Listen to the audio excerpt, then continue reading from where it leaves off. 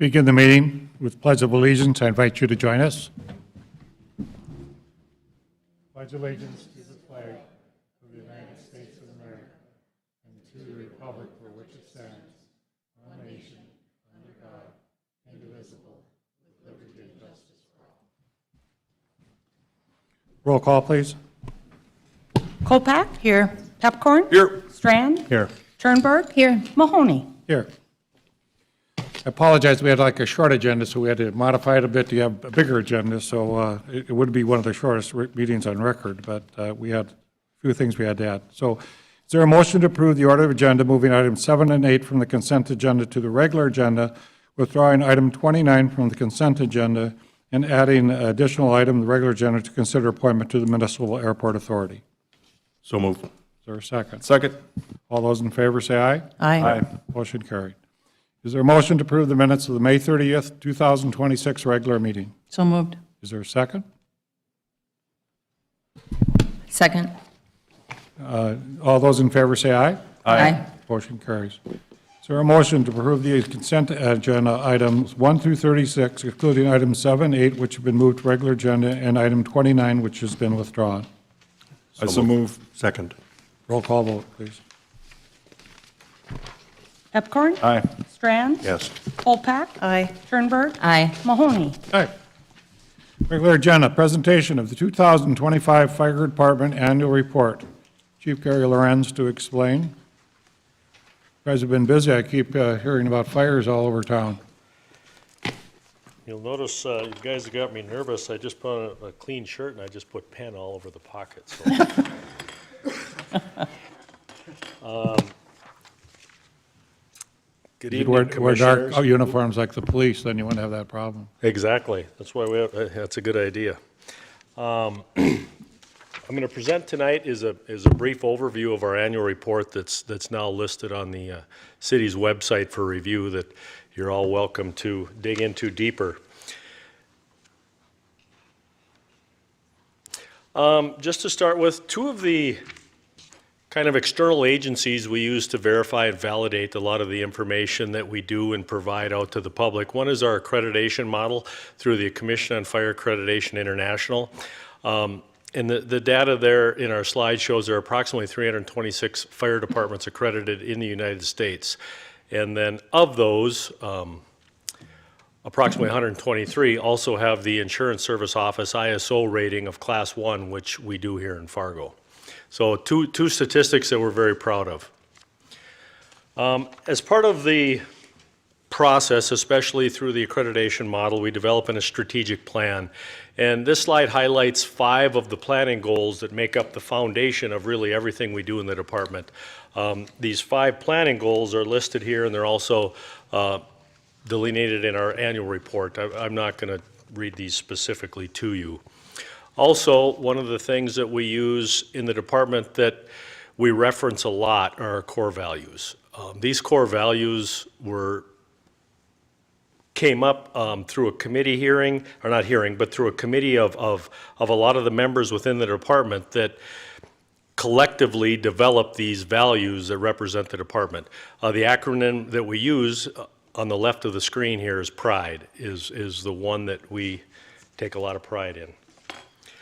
Some of the statistics for the department throughout the year, you can see our total call volume in 2025 was 14,592 incidents, total number of incidents. And if you look across the screen there, you can see for the last 3 years, it's been fairly steady with just a slight increase. There's not been a drastic increase in calls, but they are steadily increasing. In 2021, the steep decrease in calls there you can see was related, that was the COVID year. That's when everything got locked down, people were more inside, and there was just less happening. Reflects that big dip back then. But this year, and then of that 14,592, about 60% of those calls are EMS calls. You know, part of the reason we provide the EMS service that we do is because we're strategically located throughout the city. We have our 8 fire stations spread out fairly equally around the city, and of that 60% of EMS calls, approximately 55% of the time we're there before the ambulance. So that does make a big difference. And then fires, one of the things that, of the services that nobody else in the city for sure provides, we had a total of 224 fires in 2025. And at the top of the slide, it's the cause of those fires: unintentional, undetermined failure of equipment or heat source, and intentional. And when you look at the unintentional call, which is the largest amount, that doesn't mean that we didn't know the cause. That means the cause was fairly obvious. For example, something that's unintentional was somebody accidentally thought that their ashes from their fireplace were out, put them in their garbage can in the garage. That was an accident. So something like that is an unintentional fire, and it doesn't mean we don't know the cause. It just means it was fairly obvious. And then the types of fires, you can see where they're located. Building fires was 97%, or 97 of the total number of calls, with the passenger vehicles and the dumpster fires. The next one over, the origin, cooking fires, where they occurred in the kitchens. The top three were kitchen, porch, or balcony, and garage.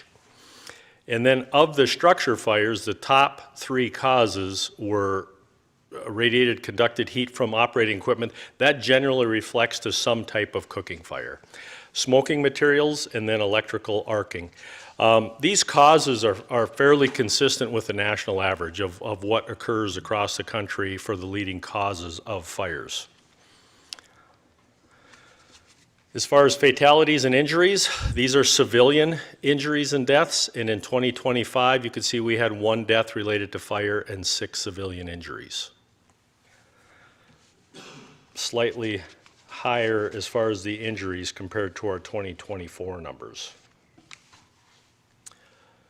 When you look at dollar loss related to fires in 2029, just under $4 million.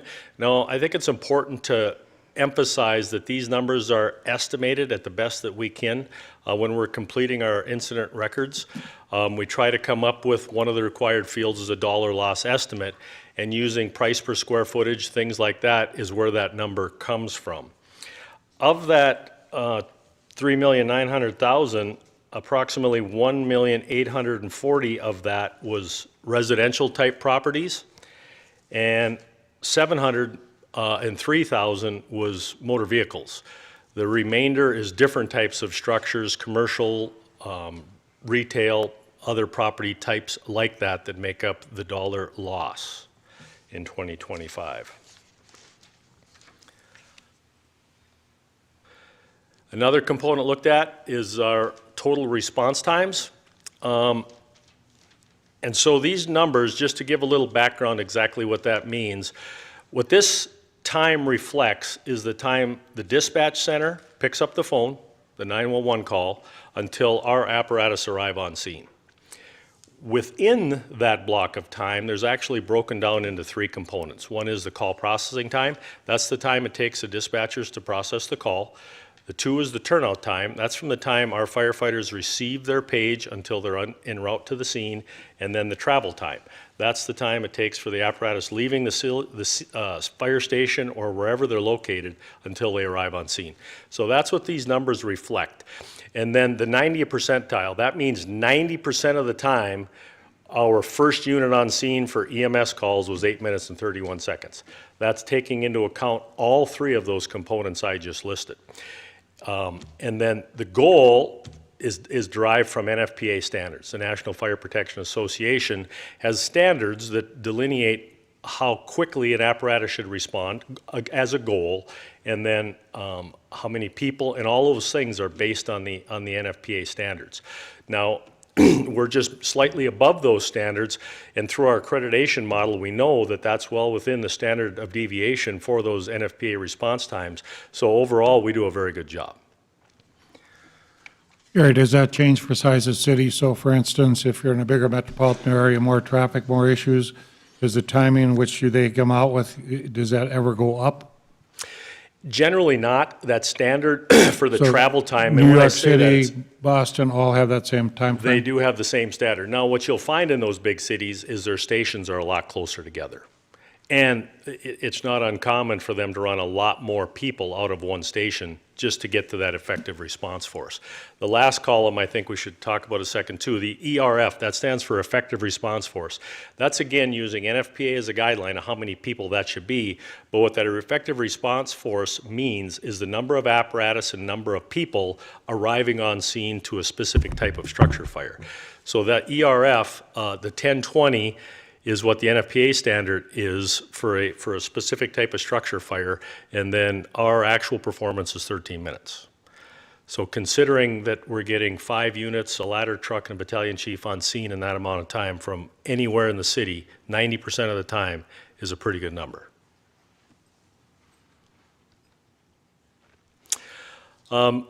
And equally, the most recognizable component of a fire department is all the fire trucks and the apparatus and our firefighters on the scene making the calls and doing the calls that we do every day. A less recognizable but equally important component is our public education and our community risk reduction and our fire prevention program. In 2025, we were assigned 6,489 inspections and we completed just about 8,300. And that the reason for the more is because of the re-inspections. When they find violations that are significant enough to require a re-inspection, that's what that number means. Public education, we made contact with 3,900 adults during public education events, and that the last bullet there were 80%. That means for every time we had a fire alarm or a fire, 80% of the people had evacuated the building, or all of the people had evacuated the building 80% of the time. One key point in 2025 was we reoccupied Fire Station 5. If everybody recalls, this was a station that had structural issues. It was failing on the living side. The building was settling into the ground. And so the part that was rebuilt is on the south side of the building. This is all of the living area where my cursor is moving around. The apparatus floor was left intact. There was updates done in there to the heating, cooling, air handling systems, things like that, and the isolation of the turnout gear and the equipment so that those off-gassing carcinogens don't enter into the living area. And then the living area was completely rebuilt. Another shout out to the city of West Fargo for allowing us to run out of their headquarters station during the time of this remodel. That was a huge bonus that they provided to us. So thank you to them. This slide is highlighted as specialty teams. In reality, these are core functions that the department does every day. Some of these, because of the type of training and the amount of training it takes to maintain the proficiencies in those skills, we kind of refer to them as specialty teams, but they're more than that. They're a service that we provide every day. And while it's not on this slide for the commission and the people in this room, we also provide regional response for hazardous materials and technical rescue to the southeast quadrant of North Dakota. There's 4 of these teams, or 4 cities in the state that provide this resource, and Fargo being one of them. Bismarck, Minot, and Grand Forks being the other 3. But we spend an incredible amount of time, our people do, maintaining the skills and proficiencies in those 2 specialties, being technical rescue and hazardous material. And this slide reflects the number of calls locally in each of those disciplines. Mayor, might I interject with a question? Chief, your information here right now in front of me touches on some of the questions I had. If you have a rescue or an emergency or a car fire or an emergency response, do your people care where anybody's from, if they're a resident or if they're a non-resident or if they're a citizen or any of that stuff? Absolutely not. And do we have any way of, if that happens, providing service to people who travel through our city? Do we bill them? No. So There it's is a no service bill. we provide. It's a service we provide to all of our residents and visitors. Thank you.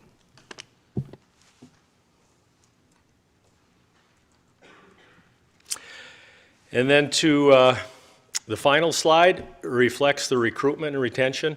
And just to recap, if we go back to our original 5 planning goals, all of the things that we do within the organization reflect back to those 5 goals. And so one of them is recruitment and retention. We put a lot of emphasis into that. And last year we had the 2 recruit classes, Class 12, Class 13, and in Fargo we brought 12 new firefighters into the department. We've got a recruit class happening right now. A graduation will be in May. Each recruit class is about 18 weeks long, but it's just the start. It doesn't make them a fully trained, out on their own firefighter. It gets them the skills and familiarization that they need to become part of the crew, and then they spend a lot of that first year training. We only get to touch a lot of the things in the class 2 or 3 times, and so they need to continually touch those things and train with their crews to become proficient. So it's not just a one and done, it's a journey through their whole career. And a lot of the things that we do, I like to call them low frequency, high consequence events. How we maintain that proficiency is training. Those technical rescues, the hazardous materials calls, stuff, the big ones that we don't have every day, to maintain those skills requires training. And that's why it's so important to our business. And with that, I stand for any questions. Any questions? Mr. Pipcorn? So Chief, my question is, so when a 911 call comes in and an EMS goes or a truck or your fire truck goes, how does that go? Can you talk about who makes that decision and how it goes? Sure. Commissioner Pepcorn, the 911 call comes in, and the first thing they do is determine the nature of the call. Is it a motor vehicle crash? Is it something's on fire? Is it somebody's in the river? Or if it's an EMS call. And then, once they determine it's an EMS call, there's a system that they use to categorize the type of EMS call. And so by asking questions and then how the respondent answers those questions determines the level of the call that we're going on. We have alpha calls, Bravo calls, Charlie calls. There's a A through E matrix. E being the most severe, those are your cardiac arrests, those are the traumas, those are the life-threatening calls. And then, depending on the type of call, is what determines the level of the dispatch. So, for example, an E call is going to get police, fire, and law enforcement all dispatched to. The lesser calls will get lesser resources. Oddly enough, a C call isn't necessarily more important or critical than a B call, but it's the call, and then the call handling guide determines what resources are sent. You know how many people will show up then, no? Some people would say alpha would be worse, so it's nice to know that E is worse. Commissioner Strand? Thank you. And just to follow up on that a little bit, Commissioner, also, when the first unit gets on scene, they will often, like let's say we've sent an ambulance, fire truck, and a police car. If they get there and determine that maybe it's not as severe as what the dispatch thought it was, they will downgrade people. And then that also dictates the method of response, whether we're all going lights and sirens, one unit is, things like that. Thank you. Mr. Strand? Thank you. Chief, you were in our department before, I was. and then you went north to Grand Forks and led their department, and then you came back to our department. And while you were gone, the members of your department, among others, and the police as well, led a public effort to get support and prevail in a vote for a public safety sales tax, which is a work in process. But I'm just curious, as your tenure goes and you're looking back in your moment present arriving here, how's the morale in the department, and is it working, and where are you seeing that all landing right now? And the general, what's the lay of the land in your department right now? Because there's always moments where they're not always happy with us or their city or their services or their pay or their compensation and so on. How would you measure that so we have a sense of your gauge of the department right now? Sure. Well, to start with, kind of a little joke about firefighters is there's 2 things for sure that firefighters don't like, and that's change and the way things are. So take that with a grain of salt. But overall, I actually feel like the morale in our department is quite good. Is it always going to be perfect? No. I think it's some of the things that we're working on for the future is encouraging to a lot of the members. I know what happened last year with the public safety sales tax, and the things that has transpired since then has been a big plus within the organization. I can tell you they're committed to the community. I mean, they love their jobs, they love what they do, they love engaging with the other organizations, the law enforcement and the community, and that really is their primary goal. I don't think for a minute when I go home in the evenings or it's a weekends that I worry about the department. They're gonna meet the needs of the community every day, all day. As I said earlier, overall, the morale is good. But I can't rest on my laurels. We have to, listen to the employees, recognize their concerns, answer their questions the best that we can. But I also think it's important to realize that we can't make everything perfect. We have some challenges in the city. These 3% property tax caps, the cost of goods and service, so everything has gone up at a trajectory like this. It's going to require all of us to look to the future, do extensive planning, and be as fiscally responsible as we can. Just because we have the public safety sales tax doesn't mean we're going to get to buy everything we want. That's impossible. And so my job is to make sure we're spending the money in the right places, and then also listening to our employees and ultimately providing the service to the community that our citizens expect. Thank you. Commissioner Kolpak. Yeah, I will just add, appreciate the question. There was Fire did their own employee survey about a year plus back, and those results were very positive. Certainly there were some things that were identified, but commitment to community support is very important to them, and passion for the work and what they do was very loudly stated. I think the chief is also being humble, as most chiefs are, about saying the morale is great. I can tell you I have regular meetings with the fire department, with management, and with Local 642. And I think very much appreciated, besides the morale being very good, is the communication and the visibility of the chief with the teams in all stations. And so I just wanted to add that because I've had many conversations around that. And just to finish on that, communication is always the key. Whether it's an incident, you do any after-action report on a formal level or within the organization, communication is always hard. And for the fire department in particular, we're very decentralized. We have 8 stations and 3 different shifts. Getting this message out to the stations and then getting feedback the other direction, it takes work.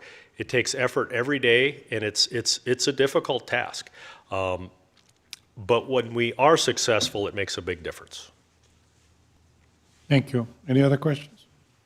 Thank you, Chief. Good job. Good report. Thank you. Item 38, appointment of police chief. When this came up, there was some confusion a little bit about our ordinance. Now, what I wanted Mike to go into is a little bit about the ordinance in regards to the police chief selection and have him do his presentation. We have 6 speakers in regards to that. So I think what we'll do is have him explain it, have the speaker speak, and then we'll go into the motion issues. So Mike, if you want to go ahead. Great. Thank you, Mayor and Commissioners. Good evening. Thank you for the time. I was asked to put together a few slides on this topic, and I did that over the weekend. And what I want to do tonight is also summarize where we've been. So I just have 7 slides. I'll provide a summary of where this conversation started about a month ago, and then where we are as of this evening. This is information that you saw in previous presentations. This is just the appointment procedure as defined in city ordinances, Chapter 4. The police chief, as highlighted and underlined, is in fact an appointed officer of the city of Fargo, and that is subject to final commission approval after we get through a selection process. I also want to just raise attention to Chapter 7 as well. This is a recruitment provision that is contained within our civil service provisions of the city of Fargo. We are unique in Fargo in that we do have a civil service system. Not all cities have that, but the civil service procedures are one that do require the announcement and posting of vacancies. That is a requirement. That is not something that I have been able to identify a waiver or any kind of suspension of the rules that is available to me or to Human Resources to not post vacant positions. But it really does apply, I also want to note here, to all City of Fargo positions. Any City of Fargo positions that are covered under the civil service. So not our temp seasonal positions, but all of our full-time people, most certainly covered by civil service. That provision applies. And so a competitive process is also entailed and described in Chapter 7, as well as the application procedure. So I thought it'd be helpful again to kind of look back over the last month. And so I start first with where we began the conversation on March 16th. This was what really became our first option for a series of events and a schedule that could guide us in the police chief vacancy and move us towards the eventual appointment. This was what I call the kind of a hybrid approach. It's one that bridged both the current commission as well as the future commission. It's one that had quite a bit of activity already occurring, getting underway, but then also really deferring to that future city commission for the eventual appointment of the new police chief designee. And so depending on if there was an internal or an external candidate, it could be somebody appointed as early as August or September and perhaps later than that. And then later, about just now 2 weeks ago, on March 30th, we really had a discussion around a modified option, and I call this option 1B.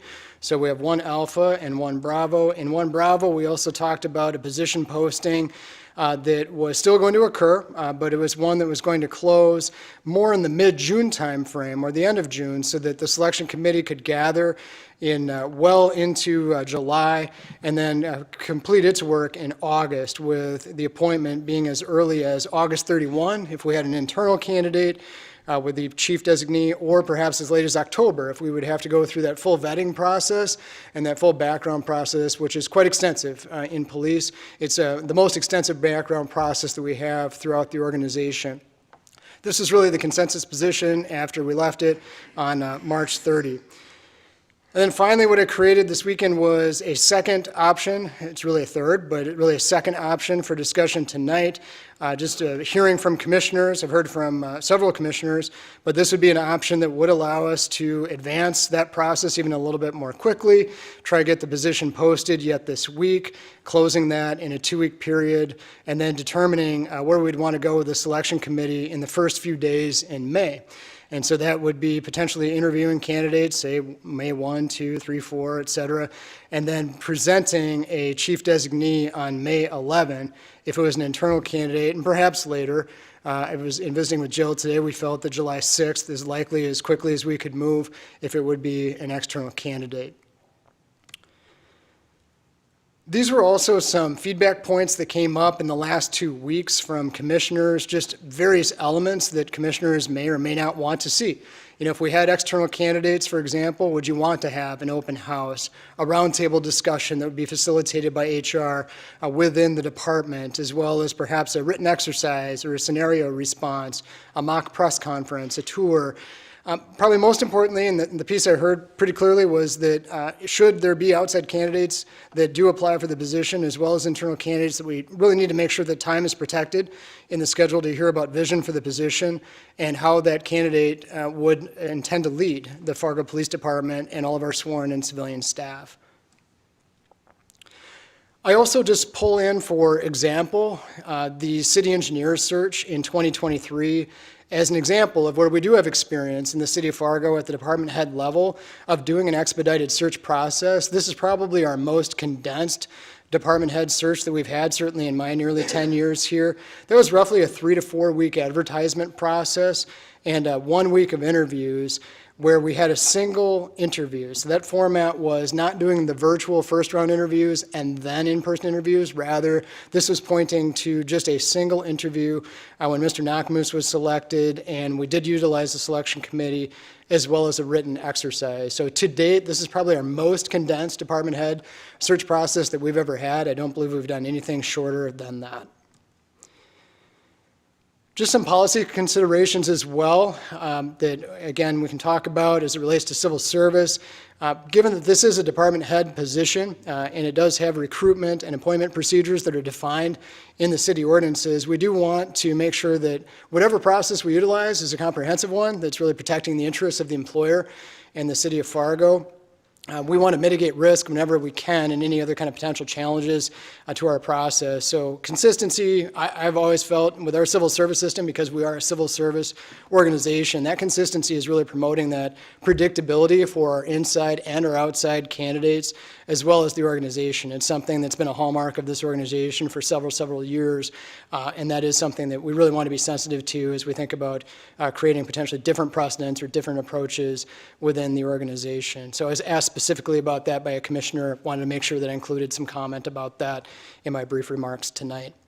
So my last slide is simply this. We are looking to confirm that search process, its schedule, its timeline, and then also I'm looking for input and feedback from the commission about any additional elements that you would like to include for the finalist candidates when we get to that point, whether we do that mock press conference, whether we do any other kind of roundtables within the department, but really looking for that direction and that authorization to city staff to proceed with all of the necessary steps so that my team, the HR team, has got everything that we need from you to support one of these three options. Again, option 1A was really that hybrid approach that we talked about a month ago. Option 1B, which was the last substantive discussion we've had on this topic, was the kind of delayed start, waiting until after the election. And then this option 2 that I developed simply as a potential for the city commission. There is no staff position here, but simply a potential motion that should you want to go to a more expedited schedule, I'm asking tonight a potential motion would be to direct city administration to proceed with that option to expedite that, and then our HR team and I would work collaboratively on moving this forward as quickly as we possibly could. So I will leave it at that. I'm happy to answer any questions at this juncture. I know you have speakers tonight as well, but just wanted to show your various inputs that were reflected in my comments tonight. I've heard from many of you over the last 2 weeks, and I appreciate that feedback. Just looking for that consensus now as we move forward. So thank you very much. Any questions of Michael? And our first speaker, please, Jacob Maas.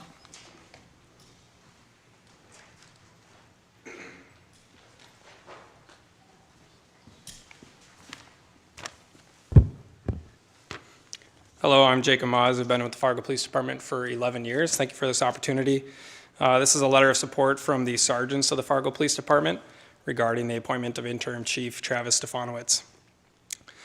Dear Mayor Mahoney, Deputy Mayor Kolpak, Commissioners Pepcorn, Strand, and Turnberg, Administrator Redlinger, and Assistant Administrator Derrig. As sergeants of the Fargo Police Department, we write to express our strong support for Interim Chief Travis Stefanowicz and our belief that he is the right leader to serve as the next Chief of Police for the City of Fargo.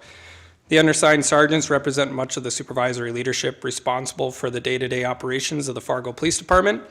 There are currently 24 sergeants within the department, and this letter reflects the perspective of those supervisors who wish to express their support. From our position within the organization, we work closely with the officers and staff delivering police services to our community and see firsthand how leadership decisions affect both the people performing the work and the overall culture of the department. Based on our experience working with him over the many years, we have a high level of confidence in Interim Chief Stefanowicz and the leadership he brings to this organization. He is approachable and listens carefully, and he makes a genuine effort to understand the challenges faced by officers, supervisors, and staff. He leads with professionalism, fairness, and clear expectations, which has earned him the respect and trust of many throughout the department. Interim Chief Stefanowicz understands the Fargo Police Department because he has grown with it. Many of us have worked alongside him throughout our careers, and he understands both the realities of the job and the responsibility that comes with serving this community. The Fargo Police Department is built on strong relationships and shared experiences, and Interim Chief Stefanowicz has been a part of that culture for many years. In many ways, he is family to this department. At this time, continuity and steady leadership are especially important for both the department and the community we serve. Confirming Interim Chief Stefanowicz as Chief of Police in a timely manner would provide stability for the organization and allow the department to continue moving forward without unnecessary disruption.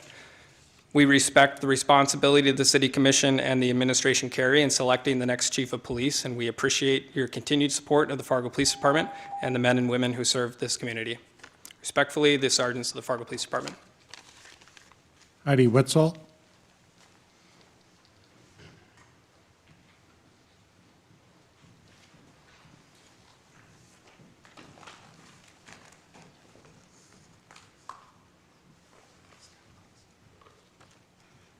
Good evening, I'm Heidi Witzel. I'm an investigator with the Fargo Police Department. I've been employed with them for about 9 years.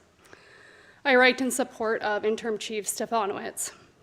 Dear Mayor Mahoney, Deputy Mayor Kolpak, Commissioners Pepcorn, Strand, and Turnberg, Administrator Redlinger, and Assistant Administrator During. As police officers, investigators, detectives, and civilian staff employed by the Fargo Police Department, we write to express the support for Interim Chief Travis Stefanowicz and our belief that he is the right leader to serve as the next chief of police for the city of Fargo. Interim Chief Stefanowicz has already demonstrated the leadership, judgment, and work ethic needed to guide our organization forward. During his time serving as assistant chief and now as interim chief, he has shown a strong understanding of the department and the needs of both the employees who work here and the community we serve. With more than 20 years of service to the Fargo Police Department, Interim Chief Stefanowicz brings a significant institutional knowledge and a deep understanding of the department's missions, operations, and challenges. Many of us have worked with him throughout our careers and have seen firsthand the professionalism and commitment he brings to the job. Interim Chief Stefanowicz has developed strong working relationships with our partner agencies and with members of the media. These relationships help strengthen cooperation across jurisdiction and improve communication with the public. His ability to build and maintain trust both inside and outside the department contributes to a positive working environment and helps support the success of the organization as a whole. He has demonstrated the ability to lead during challenging situations while maintaining clear communication and strong collaboration across divisions and with outside partners. His leadership style encourages input and accountability, which has earned the respect of many throughout the department. Appointing Interim Chief Stefanowicz as Chief of Police would allow the department to continue moving forward with stability and continuity. His experience within the organization and his understanding of the community place him in a strong position to lead the Fargo Police Department into the future. Interim Chief Stefanowicz has earned the trust of the men and women who work with the department through constant leadership, dedication to the profession, and for those reasons, we respectfully express our support for his appointment of the next Chief of Police for the city of Fargo. Christy Jacobson?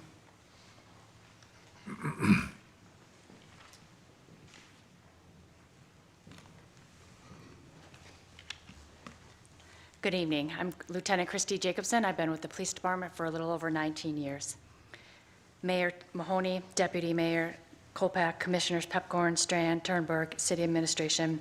On behalf of the Fargo Police Department's Lieutenant Group, we respectfully submit this letter in support of Interim Travis Stefanowicz's appointment to the position of Chief of Police. Interim Chief Stefanowicz's longstanding commitment to this department, along with his extensive experience and thoughtful leadership, make him well-suited to guide the Fargo Police Department into its next chapter. The appointment of Interim Chief Stefanowicz would provide stability for the Fargo Police Department while helping ensure the continued safety of our city and the well-being of our staff. His leadership positions him to effectively manage the evolving public safety needs of our community while maintaining a steady and supportive environment for the men and women who serve within this department. We believe his appointment would have a positive impact on the progress, priorities, and long-term goals of our agency. Over the course of more than 2 decades of service, he has demonstrated an unwavering dedication to the welfare of our staff and the safety of our community. A strong advocate for employee wellness, he has been instrumental in developing programming that supports the physical, emotional, and professional needs of the members of this department. Interim Chief Stefanowicz is deeply invested in ensuring that the Fargo Police Department personnel receive the highest quality training. He has played a significant role in the development and guidance of training initiatives, including the establishment of the department's first Fargo Police Academy. Nearly all current employees have benefited from his instruction, mentorship, or strategic oversight at some stage of their careers. His professional demeanor is exemplary both within our ranks and throughout the Fargo community. He consistently demonstrates respect, fairness, and integrity, enabling him to build strong, productive relationships with staff, community members, and regional law enforcement partners. His ability to connect with others while maintaining the highest standard of professionalism reflects the values we strive to uphold as a department. Interim Stefanowicz possesses a combination of long-term institutional knowledge of our agency and a forward-thinking vision. He is able to honor our past while strategically positioning the department for future success. His fiscal responsibility includes a strong understanding of our agency's budget, ensures the best interests of both our staff and the community we serve. For those reasons, the Fargo Police Department Lieutenant Group supports Interim Chief Travis Stefanowicz. Travis Mosier?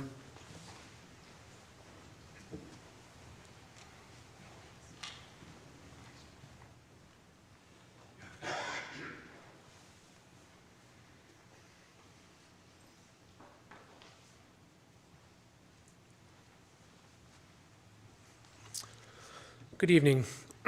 Travis Moser, Fargo Police Department. I am the Neighborhood Services Division Commander, been with the department just a little over 22 years. This is a letter of support for Interim Chief Stefanowicz dated April 9th, 2026, addressed to City Manager Michael Redlinger, Assistant City Manager Brenda Derrig, Mayor Tim Mahoney, and Commissioners. The division commanders of the Fargo Police Department are submitting this letter of support for Interim Chief Stefanowicz as the next Chief of Police for the Fargo Police Department.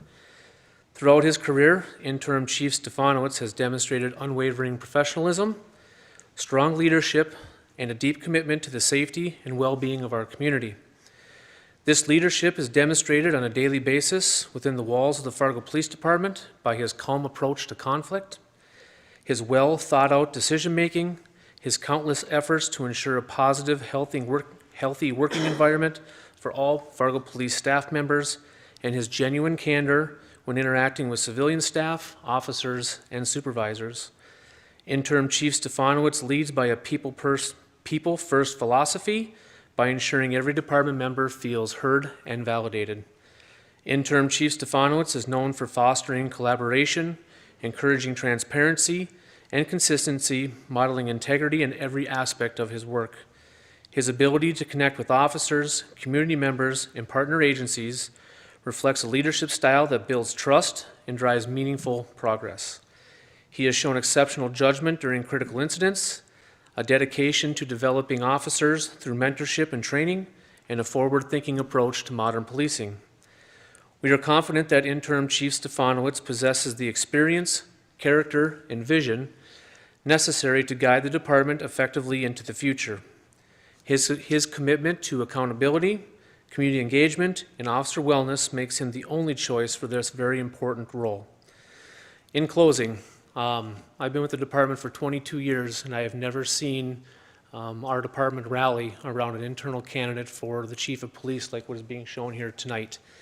From the officers in attendance to the officers that can't be here and to outside agencies. For that, thank you. And this letter is signed by Captain Matt Christensen, Captain Troy Hanig, and Captain Travis Moser. Thank you for the opportunity. Dan Haugen.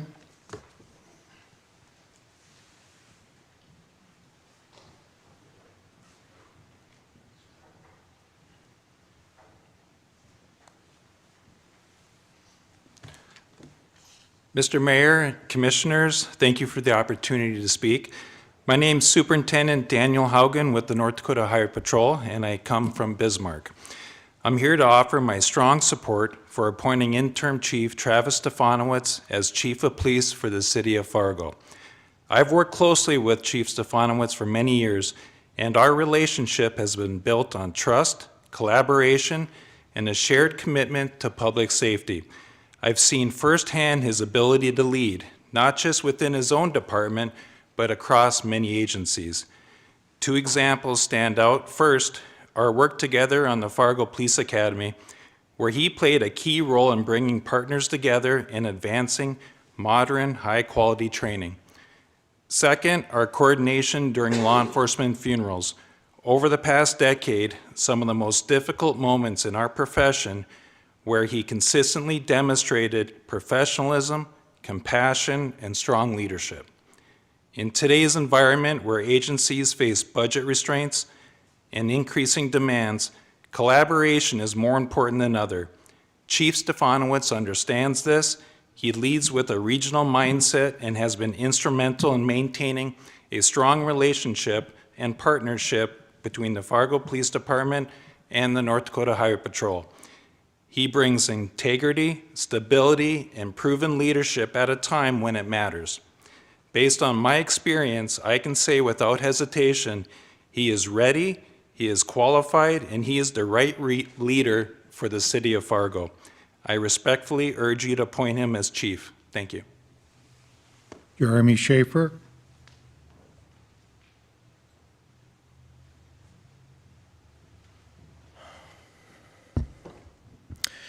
Evening, Mayor and Commissioners. My name is Jeremy Schaefer. I'm just a resident. I just wanted to go ahead and throw my input in for this. I had already thought this after the last meeting. If Interim Chief Stefanowicz has already, decided that, hey, this is something I want to go ahead and do, it would maybe just makes sense if he's actually has the drive and the will and wants to have the position instead of being asked or forced into it. It would just make sense that he did it. And then look at this. Oh, these people, man. It'd be great if the city meeting was like this all the time. Appreciate y'all being here for that. That's fantastic. A couple things I kind of thought about. I know he was on the Jay Thomas show, and look at him too. Here he looks good sitting over there. He's like The Rock, just missing a little bit of sunshine too, so that's all right. Was on the Jay Thomas show. If he's already been with the service since 2002, there's always the aspect of, cool, we can have someone come in who's had more experience, bigger city, more crime, blah, blah, blah. But he can see it that Fargo really honestly is a nice place to live. There's not a whole lot that kind of happens. And one of the examples he had said is, if we have one assault one year and then the next year we have two, you can call it a 100% increased stat. It's still really not that big. So really what I'm trying to say is the guy understands what it is as far as what crime is like in Fargo, and just being around with the community and, all of the support that's behind me right now. He knows exactly what he's doing for the job. And it just makes sense if he wants to go ahead and do it. Again, we have to do our process how you have to do it, but if he's willing and able and wants to run the job, might as well go ahead and let him run it. Thank you. That's all the public speakers we have tonight. Commissioner Turnberg. Yes, thank you, Mr. Chair.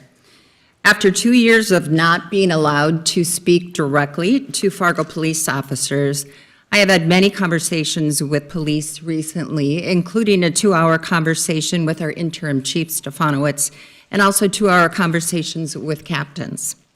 I did a ride-along this weekend, Saturday until 1 a.m. I was able to see firsthand what our officers deal with and listen to what is needed to serve our entire community, from the most marginalized citizens to business owners. This is why I want to speed up the selection process. I hope you take into consideration the support Interim Chief Stefanowicz has, the healing that needs to take place immediately in our police department, the savings to the city by his appointment, and the message it sends to younger officers that if you work hard and excel at your job, you too can succeed and be promoted. Chief Stefanowicz has wonderful ideas that cannot be implemented if a costly nationwide search takes place and a chief is not named for months. His hands are tied. No ability to make much-needed changes. He has to compile the next budget, all while preparing for the biggest job interview of his life, happening simultaneously with no assistant chief. Keep in mind that unlike the retirement of our fire chief, Dirksen, which was months of notice, we had 2 weeks' notice of our former chief's retirement. This appointment does not set a precedent, as the West Fargo Police Department appointed their last chief, Pete Nielsen. He has flourished in his position and made a huge impact on the city. I believe Chief Stefanowicz will do the same. Legally, the city only has to post this opening in the forum, not for months, just days. Please hear the support of his fellow officers and other local chiefs, captains, Colonel Daniel Haugen. The police department that support does not happen without the cooperation of adjacent police departments. For the first time in years, we have Moorhead, West Fargo, and the Sheriff's Department all in agreement with the appointment of Chief Stefanowicz being the right move. The fact that none of these high-ranking officers will be applying for this position because they agree Interim Chief Stefanowicz is the best person for the job. The feedback from the community confirms that we want a local hire and not another import who has no idea about how our community works. I fear this is turning into a campaign issue, which saddens me. Last week, I know even Commissioner Kolpak had inquired about the appointment of the interim chief permanently. I was a police wife. I know what solid police leadership looks like and what poor leadership leads to. We need to heal and move forward, and it needs to happen now. I would now like to read 2 letters from high-ranking law enforcement officers. Sheriff Jesse Johnner was here earlier. He had a previous commitment that he had to attend to. I also have the West Fargo Police Department Chief, and I do believe, Michael, that the Moorhead Police Chief has sent you an email as well. Dear Mr. Mayor and members of the Fargo City Commission, I am writing to offer my recommendation for Interim Chief Travis Stefanowicz to become the Chief of Police for the Fargo Police Department.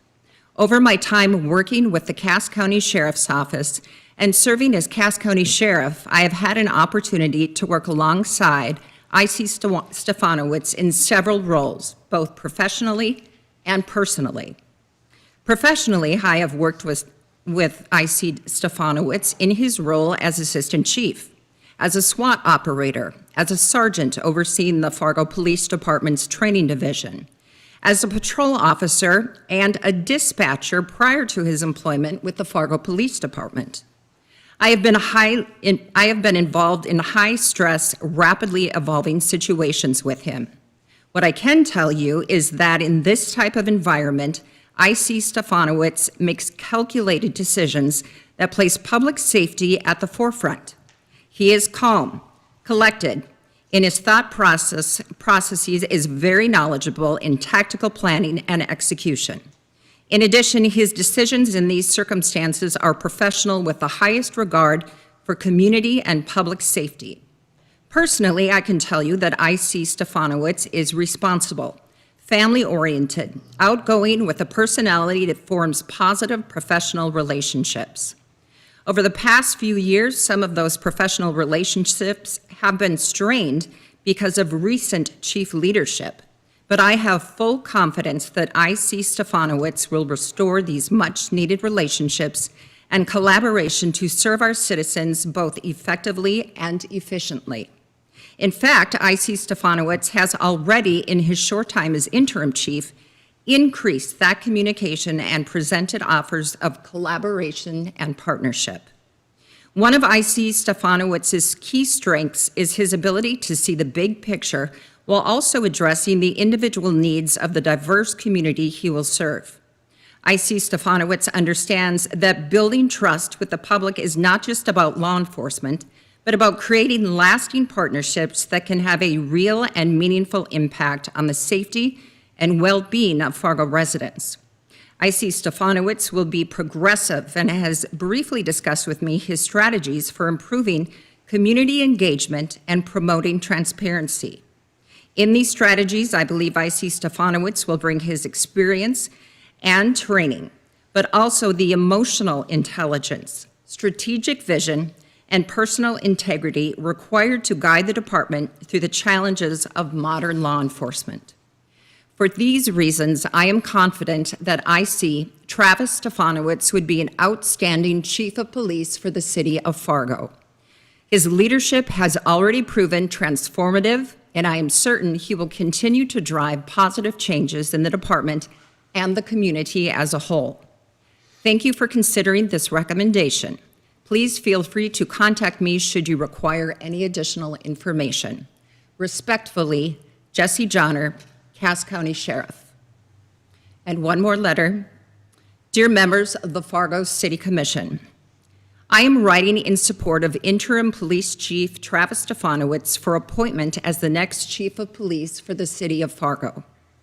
During his time with the City of Fargo, Chief Stefanowicz has demonstrated the leadership, professionalism, and commitment essential for guiding the Fargo Police Department. He has shown dedication to public safety while continuing to build trust within the community. His ability to lead with integrity, communicate effectively, and make thoughtful, measured decisions makes him an exceptional candidate. His experience within the department provides valuable internal knowledge, positioning him well to address current challenges and future needs. His commitment to building strong relationships with surrounding law enforcement agencies, partner organizations, community members, and local community groups reflects a balanced leadership style and a genuine willingness to collaborate.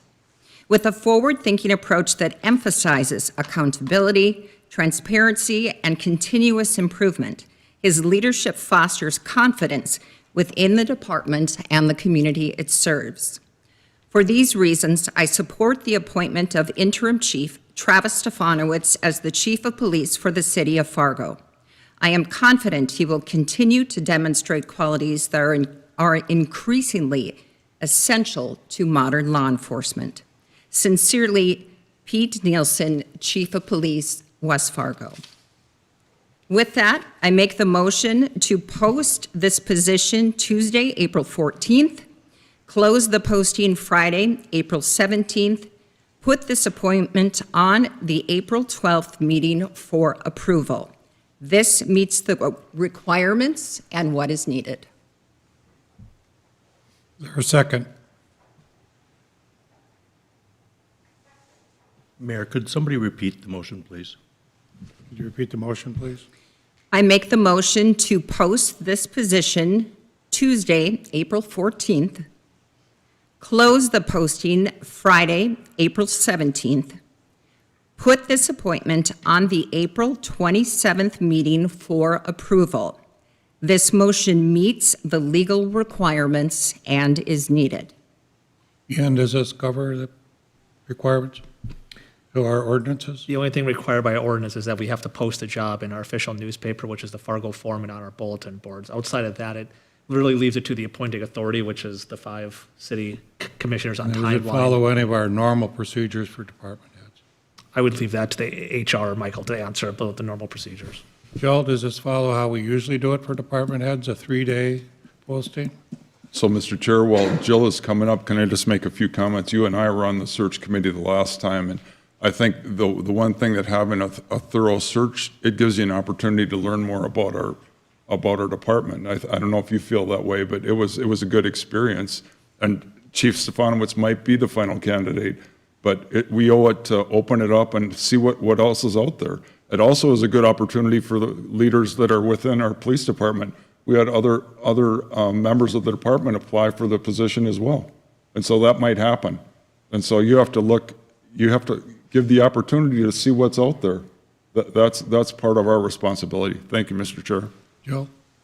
Yes, good evening, Mayor and Commissioners. Typically for a department head level position, we are posting usually 3 to 6 weeks, and that allows time to get to those more targeted recruiting opportunities. So for example, with the police department, we would be posting with the IACP and other external targeted recruiting opportunities would be the norm. As Ian had indicated, we don't have a written requirement of a minimum or maximum time period, but the norm for department heads would be in that 3 to 6 week time period. Mr. Strand, do you have any other questions on the motion? Otherwise, I'm looking for a second. Mr. Chair, might I make one more point? Yes. I would also say this may not be the normal situation, but also a department head only giving 2 weeks' notice is not normal. And our department is in dire need of immediate leadership. There is not one internal candidate that is going to apply, and every other police chief has also, and sheriff, has also given their backing and said they will not apply. That is known. Everyone is welcome to do a ride-along now and speak to officers because we couldn't before, and doing so is quite informative. Do I have a second? Motion dies for lack of a second. Commissioner Kolpak. So I just want to say, Mr. once Peppercorn. again, Mr. Chair, it's important to give an opportunity and not to rush this. This does not need to be rushed.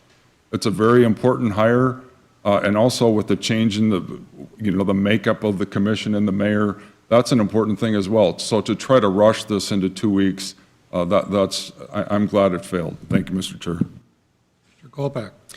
Yeah, first of all, I want to begin by saying I have complete confidence in Chief Stefanowicz as well as the rest of the police department, and I sincerely mean that. I just want to make a couple of points beginning practically. Practically, we have a city ordinance that explicitly states we need a process to be followed.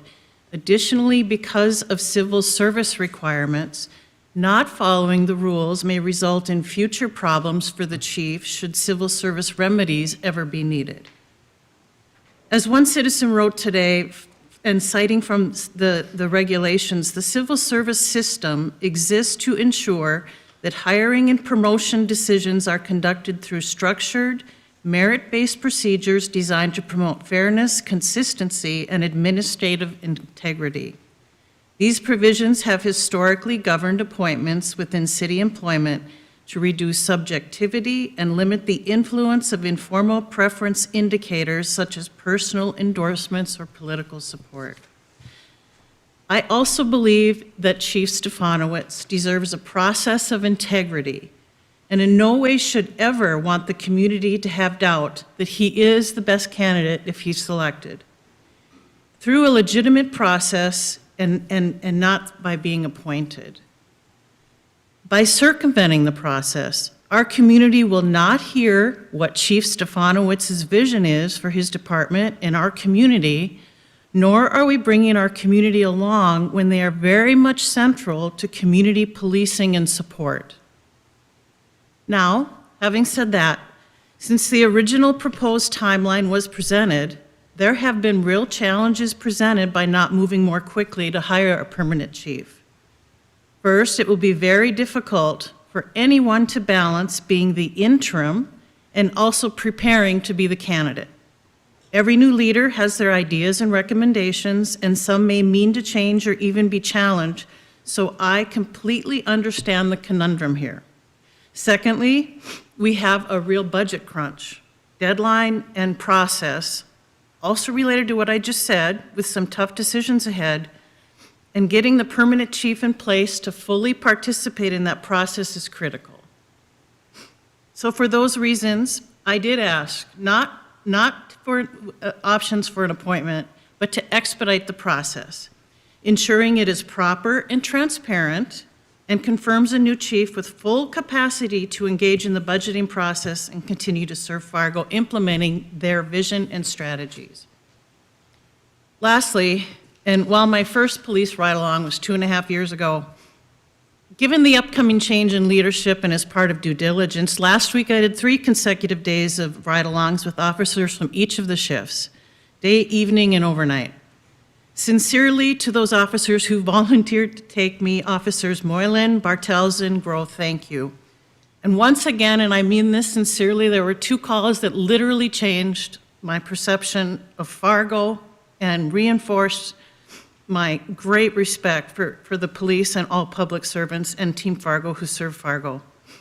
I left inspired and grateful, and I can unequivocally state that the police department does not have a toxic work environment, and in fact, many of the changes and additions made have been appreciated, and this was direct feedback from the officers with whom I rode, including the focus on wellness and health, which has been mentioned today, quality of life changes, and investments in technology and staff.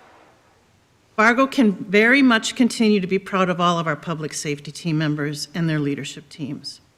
And so for those reasons, I would support option 2, to expedite the process. I think it's a mitigating strategy here to get the chief in place because of the external circumstances of the budget ahead of us and the support that we see here, but doing it with process, transparency, and the right way.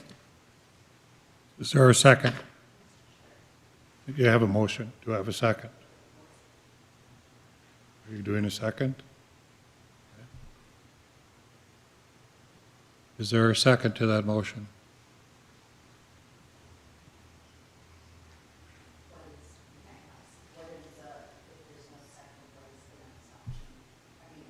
Whatever the next motion is. This is an expedited thing, so you're really going from option 1A, we went to 1B, which basically puts it into the next commission. If you go to option 2, he could, if he is selected, he could be in the position May 11th. And he has to have his budget ready by May 15th, so yes, indeed, that would expedite it. That's probably the fastest you could reasonably do it with our ordinance. Let me just add that that was very misleading to say that what I proposed was not legal. That is exactly what is in the bylaws of the city. I had a meeting with the city attorney. We only need to post for 1 day. You have all of this support. This is just political theater. So I wanted to offer that typically when we do a selection, we're able to have the proposed person be able to speak the vision to the community. And what a lot of people have said is they want the community to be able to see what his vision is. And for training, yeah, a lot of the officers know, a lot of other people know, but the community has to know it. And in fairness to him, he needs to have the ability to articulate what he's going to do. I'd say Commissioner Pipcorn and myself, when we sat on the committee that picked Zabowski, we had excellent candidates, and it was only when the people put out their vision that we separated the candidates and chose the leader. So part of the issue and process is just allow that process. Let's say nobody applies, he'll be the selected one. And whether you expedite it or not expedite it, 1 week does not seem reasonable to ask people to apply for this position when they see all the support within the force. It'd be a formal thing to try to be the police chief right now when you see all the letters that have been done. It's kind of tainted the water, so it does make it difficult. Mr. Chair. Pipcorn was first. Oh, I'm sorry, Mr. Mr. Pipcorn. Commissioner. So, Mr. Chair, I support 1B. And the interesting thing, you talked about the concerns. Right now, he's the chief. And right now, he can start doing stuff right now. Don't shake your head. He's the chief right now. So right now, I met with him on Friday. There's lots of stuff we can start working on today. And we are going to start working on them because there's lots of problems in downtown. And a lot of the problems are within our control, the city of Fargo. And so it's going to be great because we can make changes right now. And I told him, I said, hey man, you might be a short timer and I might be a short timer too. So let's go. And so we're going to start working on resolving a lot of these issues. And a lot of them are making our police department's job difficult. Our own staff is making their own job difficult. So there's stuff that we can fix. And we don't have to wait for any of these things. We can start right now. And I think if he's the best candidate, then he'll be appointed. That's how it goes. This is awesome, the impressive showing of his fellow workers, but we got to do our job and find out the best person out there. Maybe it's him, maybe it's not. Thank you, Mr. Chair. Commissioner Copeland. Yeah, I want to respond to be very clear that my statements, in fact, have nothing to do with political theater. Rather, it was from due diligence that after meeting and having several conversations with Chief Stefanowicz, hearing from other members of the management team, talking to Mr. Redlinger, the city administrator, about options, and understanding and do my homework about civil service, the ordinance, precedent being set, and bringing the community along in transparency. So those were the objectives that I'm trying to achieve here by doing it the right way, but doing it in expedited fashion because of the realities of an intern being a candidate in these circumstances with a budget right in front of us. So I just wanted to clarify that. So there's a question about a second. I will step down and make a second to the motion. Further discussion. Mr. Chair. Mr. Turnberg. The chief cannot implement the changes that he would like to do. If he changes everyone's schedule and everybody has to redo their daycare and schedules and their spouses' schedules, and then we have a new chief in 2 months, what does that do to our employees? That's not thinking of our Fargo employees. And Chief Stefanowicz knows that. His hands are tied. He's unable to do the things that he wants to do without being named the chief and then getting an assistant chief to help with all of these duties, and the rest of rank and file falling in line. Mayor, which motion did you second? Option 2. And that motion was advanced by Mr. Kolpak. Commissioner Kolpak? Okay, I wasn't clear on that. So, Mr. Chair, can I make Mr. a quick Pipcorn. comment? I oppose option number 2. This is a very important hire, and we don't need to rush it. And we shouldn't rush it. That's not appropriate. And so I would support 1B, but I would not support option 2. Thank you, Mr. Chair. Mr. Turnberg. Was there a second on option 2? I second that. Very good. I will. So that means Deputy Mayor Kolpak is at this moment running the meeting. Well, he seconded it, so he had to relinquish the chair to second it. Ian? You could designate one of the other 3 commissioners to run the chair on this specific motion. Hey, Commissioner Strand, you're designated. Who else would like to speak? If not, I will take the liberty to share my thoughts.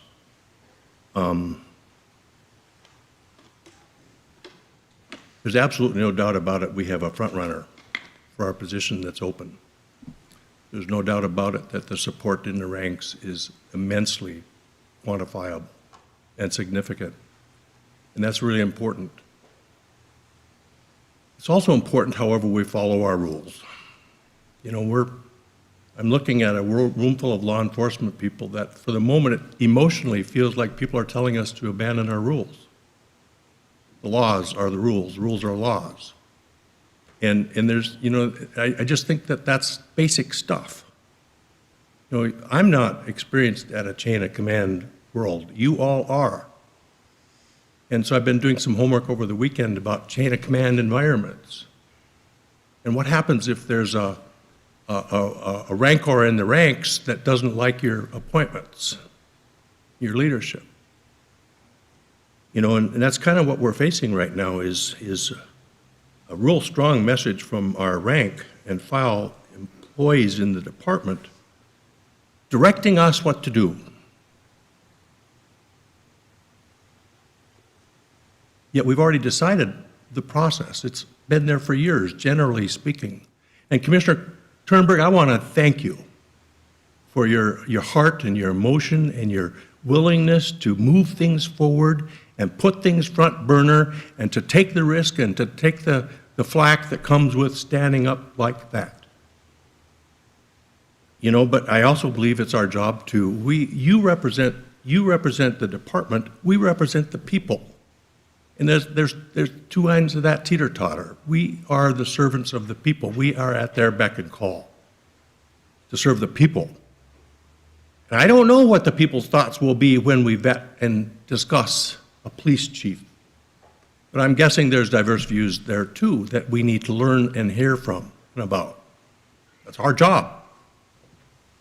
You know, it's also our job to have due diligence and dot our I's and cross our T's and make sure what we do is right and proper, following the rules according to Hoyle.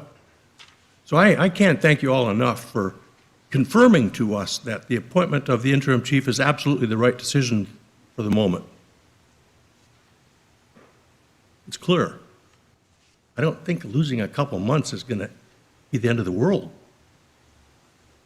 And I think in the end, we can all know we did our best to make sure that whoever is appointed by either this commission or the next commission is the best servant for the public that they can come up with. So I appreciate everybody here. I just really think that my view is we just follow the path we're on like we would any other department head. We have other departments opening up.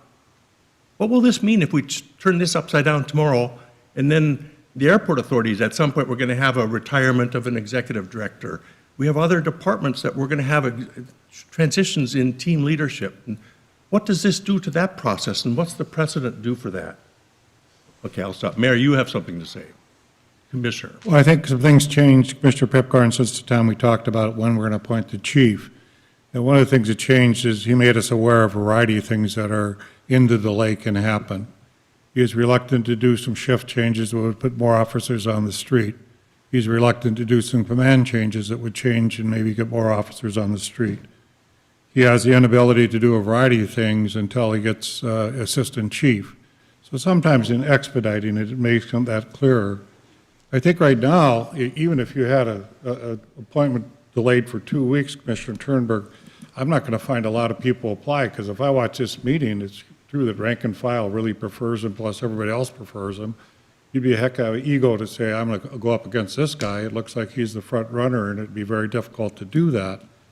But the chief, who comes on as a chief, you know, when you appoint a chief, you have to give the public an opportunity to get to know what he wants to do. So he may have met with every commissioner, and you may feel he's the best person, but the public has to do that. The public has to understand his compassion. They have to understand his leadership. They have to understand his vision. So part of what we got in trouble with Zabalski is he made a lot of good changes. Our wellness program is one of the best things we ever could have done. But he's done a lot of things that changed the force and changed what happened. And lo and behold, when you make a lot of changes, there's some people we lose, there's some people we gain. But if the chief has the support of the public behind him, it's much harder to try to get rid of him. It's much harder if he has civil protection that we could fire him without cause if we just appointed him. If he goes through the process, we have to have cause, so that protects him. Anybody wants that protection that's in this position. So John, the only reason I would like to proceed faster is there are a variety of reasons Travis has vocalized, doing a budget, doing the things that need to be done. Commissioner Pepcorn wants downtown safer this summer. That's one of his priorities. He's got some ideas of how to do that. All that would take the ability of the police force to agree with the changes he wants to do. And he's very right. If a new officer or new police chief comes in, when we went to 10-hour days, that was a huge change. We lost a lot of people. But we went to 10-hour shifts, suddenly all our officers had 2 weekends, which with their families was exceedingly important. And it's been really an important change for them, which I think was fantastic. And just as my position as the liaison, I think the best interest of the community would be to an expedited option, which is option 2. And I think that, yes, the other new commission or whoever comes on board doesn't get to get that, but we have an opportunity to put a rather remarkable person in that position. And if some other people will apply, but Commissioner, what will happen if they see any of these tapes, I don't even know if we'll get other applications. But we give other people the opportunity to step up. Gary Lorenzo had left the department. He went up to Grand Forks. When we first talked about the fire chief, it was an insider. We're going to appoint an insider. We got 2 good candidates. That's who we're going to appoint. And guess what? Gary won, because Gary did a great job of presenting his vision, what he wanted to do. A police chief is one of the key persons in the city. They have to present their position so the rest of the community can either figure out, hey, this is a great guy, we got to get him, or they can figure out, hey, there's some things about him I'm worried about. Not saying that about you at all, Travis. I think you're a great candidate. But I think that the public gets the right to weigh in. So that's the only reason I'm very strongly in position to support option 2. Is there any other discussion? The motion on the table is for option 2, which would expedite the schedule to posting on the 14th, position closed at 28th. May 5th to 6th would be selection committee interviews, and then May 11th, if it's an internal candidate, or July 6th, external candidate appointment. That's the motion on the table right now. Any further discussion?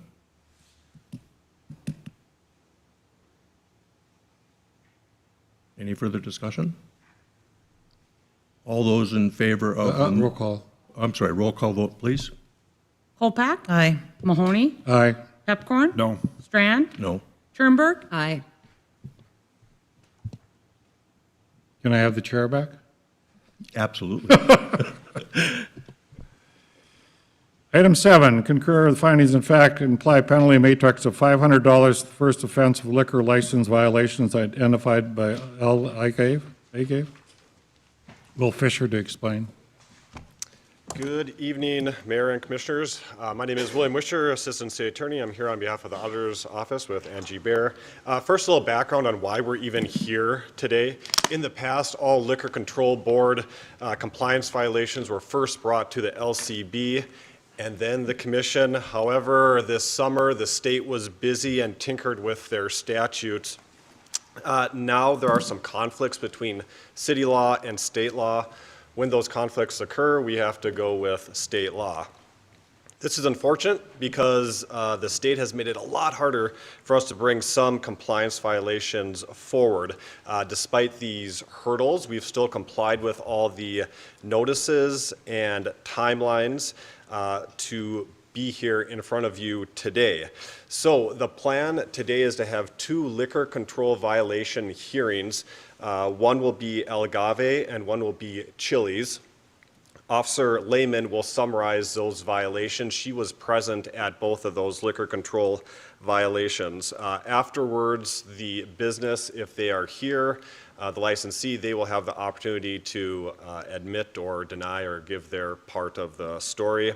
After that, if there's any members of the public that have signed up to be heard on this matter, I believe they are given an opportunity to speak as well. Afterwards, if the city does find that a violation has occurred, it's important to remember that the threshold is 51% preponderance of the evidence, or more likely than not. If the violation is going to be considered, I can provide you with the penalties to be considered, as well as a motion that will specifically detail what the finding and penalty should be. So I believe, without any further ado, we'll have Officer Lehman come to that stand, give a summary of the violation that she observed at each location. And we'll do this one by one, so this will just be number 7, El Agave. My name is Shelby Lehman. I'm a Fargo police officer. In conjunction with the Fargo CAS Public Health alcohol compliance checks were held on March 27th, 2026. As a part of the compliance check, a person or persons under the age of 21, while under the supervision of the Fargo Police Department, enters a liquor establishment and requests alcohol. At approximately 8 p.m., I, Officer Shelby Lehman, along with Officer Jensen, and 2 persons under 21, they will be called EL and JA, who are 19 and 18 respectively, went to El Agave, located at 2581 45th Street South in Fargo, North Dakota. El Agave has a license with the City of Fargo to sell alcohol and is subject to compliance checks. The 4 of us sat down at the bar rail inside of El Agave. David Uribe was the bartender. EL and JA both ordered alcoholic pina coladas from David. David asked for and received both of their valid IDs. Since they are 21, the IDs are vertical.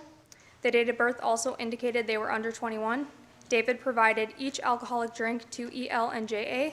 David was provided a citation for the offense. This time, if there's any member from El Agave that would like to speak, now's your chance. Seeing none, I believe now would be an opportunity for a member of the public that has signed up previously, if there's any. Now would be your opportunity. All right, now that the commission has heard the evidence, if the commission does find that a violation has occurred beyond preponderance of the evidence, the proposed motion would be finding a person employed by the licensee El Agave served an individual under the age of 21 liquor in violation of North Dakota Century Code and Fargo Municipal Code, and imposing an administrative penalty of $250 after consideration of mitigating factors. And just a little background on the mitigating factors: because this is a first offense, state law requires us to take into account if the business is a server trained, which this bartender was. There have been no violations, so I believe it is the auditor's recommendation that instead of the usual $500 fine, or excuse me, administrative penalty, it be $250.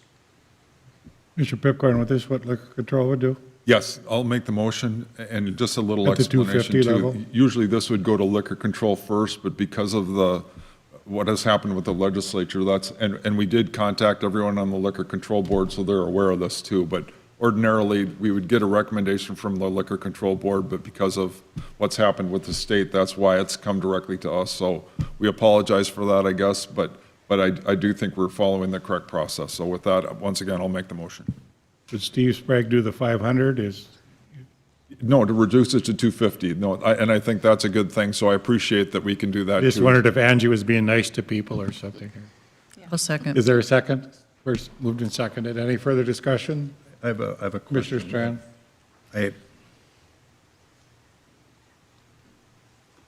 All my life, I've wondered about this process and this approach to finding and maybe creating violations sometimes.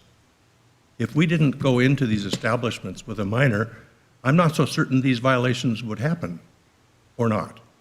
And I know law allows it, and I know behavior practice allows it. I know it's common behavior with tobacco and alcohol, but, and I understand, I do. But I'm not so sure why in my mind, it's entrapment. Just in my naive mind, that's what it looks like, is we're setting somebody up to fail, and then we arrest them or charge them for breaching what we set them up to do. And I don't know if it would happen or not otherwise. I just have I've always had a caution about this approach. I'll just get that off my chest.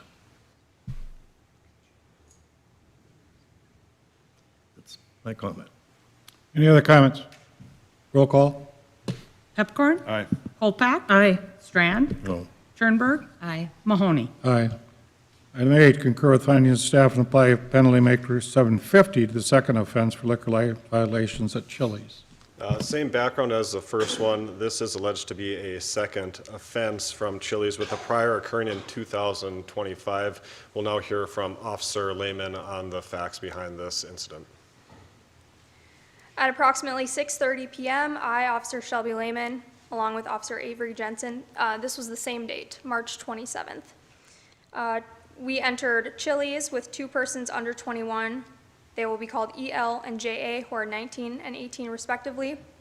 Went to Chili's, located at 3902 13th Avenue South in Fargo. Chili's has a license with the City of Fargo to sell alcohol and is subject to compliance checks. The 4 of us sat down at a table inside of Chili's. Brianna Hackley was our server. EL ordered a high noon, an alcoholic drink. JA ordered a specialty alcoholic drink. Brianna asked for and received both of their valid IDs. Since they are 21, the IDs are vertical. The date of birth also indicated they were under 21. Brianna provided each alcoholic drink to EL and JA. Brianna was provided a citation for the offense. Notice was provided to the licensee as it was at El Agave. If there's any member from Chili's that would like to speak, now's your time. Seeing none, now if there's any persons that have signed up for speaking to this agenda matter, now's your time to speak. We had no signups. Thank you. With that, this is a second offense, as I said, with a June 25th prior offense. The recommended penalty would be $750. That would be consistent with what the Liquor Control Board would have recommended. The proposed motion is as followed: finding a person employed by the licensee. Chili's served an individual under the age of 21 liquor in violation of North Dakota Century Code and Fargo Municipal Code, and imposing an administrative penalty of $750 after consideration of a prior offense within the probationary period. Is there a motion?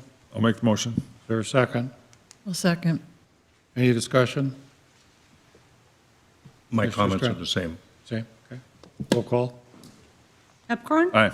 Colpack? Aye. Strand? No. Turnberg? Aye. Mahoney? Aye. Thank you, Commissioners. Thank you. Additional item, recommendation appointment to the Airport Authority. Rick Berg was the chairperson of the Airport Authority, John Strand is the liaison officer, and I was the other person. We went through 3 candidates, 3 interviews, and went through and ranked the 3. You have in my recommendation the recommended person who we recommend to appoint to the Airport Authority. And as Pepcorn says, this is my last appointment to the Airport Authority. Was tempted to appoint myself, but got away from that. But I think we've had very good Airport Authority response to a lot of things that happened. Finally got our airport garage and finally got our remodel. It just took the right people looking at it, and I think they've done a tremendous job. So you have my recommendation. Commissioner Turnberg. Can we repeat the recommendation publicly for the record, please? The recommendation is Brooks Burgum is the person who's been recommended. Mayor, I advance the recommended motion. Is there a second? Second. Any further discussion? Roll call vote, please. Strand? Yes. Pepcorn? Aye. Colpack? Aye. Turnberg? Aye. Mahoney? Aye. Liaison updates. We'll start with Pepcorn because he usually says no. Aren't you going to tell about somebody's birthday? Honestly, I wish I could sing for your birthday, but I just want to congratulate on your birthday, John Strand. And so I also want to, first of all, but I also want to object strongly because you conveniently, you were gone when your birthday happened. So can you tell us about your birthday, John? Well, I was in Florida hiding from humanity, and then I got in a car and I flew to Charlotte and I drove a car 23 hours back to Fargo. So I'm not so sure my brain's here with me. My retired Brigadier General cousin's car, who I drove back to Fargo because they're moving back here, he sent me a text. He said, "That's one heck of a feat for a 71-year-old. But thank you, and I'm glad you can't sing. That concludes my report, Mr. Chair. Commissioner Turnberg. I have updates on my Facebook site, and happy birthday, Commissioner Strand. I have no updates, Commissioner. Yeah, I have one slide. We had the Fargo Youth Initiative meeting yesterday at Fargo Public Schools, and they wanted me to share this photo of them sitting at the dais at Fargo Public Schools for their meeting. They elected a new president and vice president and began the process for assigning new committee members. They have some new members. Just as a reminder, this was a real success story in what to do with our boards and commissions, and this is now a joint collaborative, not only of Fargo Public Schools and Red River Boys and Girls Club, but also not only City Commission, Park Board, hopefully someday the county, and public school system, and their intention now is to participate in all of the civic engagement with those entities and not just the city of Fargo. So it's a pretty exciting success story. That's it. How many students are in that initiative? They weren't all there yesterday, so I think it's about 15 now. Okay. 15 members. But Mr. Strand? I'd like to announce that the Board of Health met on Friday and named Dr. Grant Severson the new chair of the Board of Health. I had been the chair. I'm actually glad to have somebody in the medical field be chair of the Board of Health. I think that's a really good fit, and as long as I'm at it, I think it'd be good going forward that when we have chairs of boards and commissions, we invite them to our meetings and introduce them to the public. But anyway, Dr. Severson's been there for some time, and he's a really hardworking guy, and he's their new chair. Thank you. In public comments, we only have one public speaker. Roberta Rieger. Kimber, do you know who she is? No? Not here? Okay, we're adjourned early. Thank you.